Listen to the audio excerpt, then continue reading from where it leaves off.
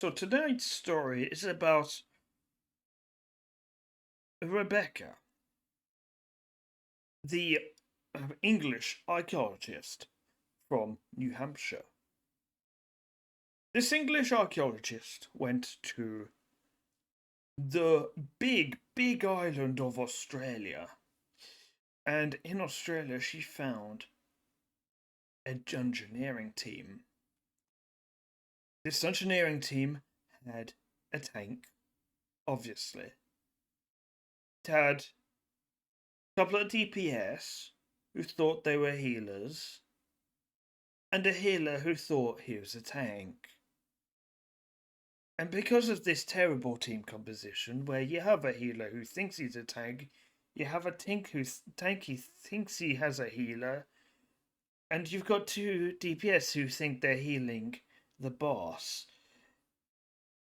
So Rebecca joined this team, and what did Rebecca become? Rebecca became a bard. So Rebecca would be there buffing, whilst no one was actually healing. So they went into this dungeon, and they faced a great, big, massive cockatrice. And and it turns out that Rebecca had a mirror shield on her.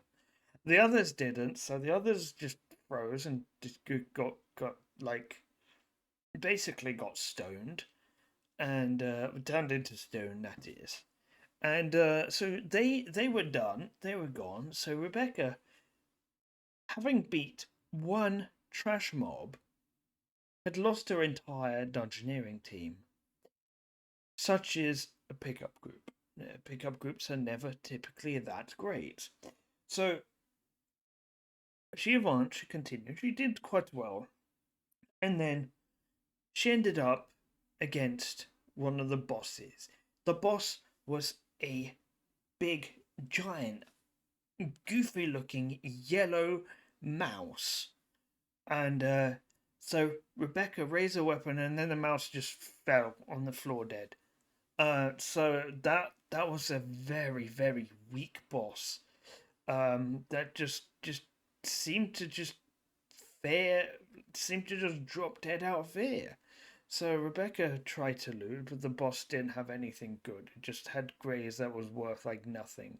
So Rebecca carried on, and then managed to get through a maze, which was a labyrinth. It was a changing maze, a maze that you would have to have written down things on a map. You would have to make your own map to get through said maze. Now, while she was in this maze, she picked up a golden locket. In this locket was a spell. So, she managed to finally get to the main boss. She opened the door, immediately cast a spell, not knowing what this spell would do, and not knowing what the boss was. It turns out the boss was a giant, great big dragon. Uh, and what this spell would do, as she found out after she used it, because a piece of paper fell from the ceiling to tell her, she had actually just teleported the dragon back to the UK in the 1200s, the 1200 years, and so now, because she misused the spell, there was a dragon boss rampaging through middle-aged England, and England was kind of screwed until there was someone that came and slayed this dragon. The dragon for some reason was called uh, Buff. It was called Buff.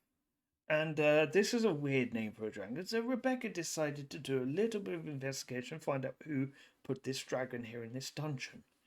So she started taking clues, like Sherlock Holmes, her favorite detective. And indubitably, she found that there was actually a door in the back that led to a tunnel that led to some guy's basement. So she found out who had added the dragon into the dungeon, because it was this guy who had a tunnel to the dungeon in his like basement. And then she found the golden chest, so she got her loot from completing the dungeon. And then the man said, the man didn't say anything. The man was just speechless. No one had ever completed his dungeon before. He didn't know how to react. But Rebecca was actually an undercover agent from for Interpol, and also a apparently an archaeologist at the same time. So she did some digging and discovered that this guy was actually like this master thief, and he had stolen this dragon from someone. And this person was called Norris, and and he lived in the America. This person who lived in America, Norris. Um, See, he had originally had the greenish dragon, and he had sold him to the guy, and so Rebecca went to see Norris, and found out that she actually already knew Norris from the other day, and she had just she ran into him in the shops. He had just gone on a holiday to the UK, and they had met in the shops in North Hampshire, and she's like, "Oh, there's a dragon rampaging back in the past. Would you awfully please get rid of said dragon?" And then Norris said, "Sure."